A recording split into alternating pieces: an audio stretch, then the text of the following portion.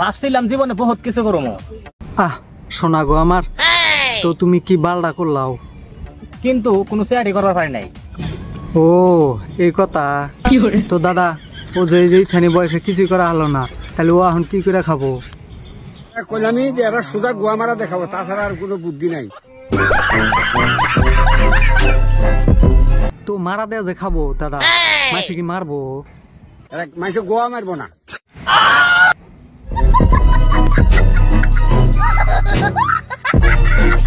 পারমো কেমনে করে থাহি চৈরা জায়গায়? ও ওই কথা।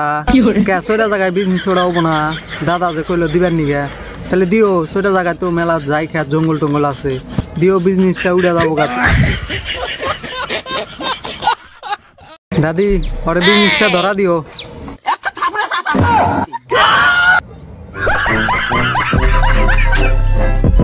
তার মধ্যে বাপের কোনো সম্পত্তি নাই। শোনা গো আমার, তোমার বাপের সম্পত্তি নাই দেখে তুমি কিছু করা হারো নাই।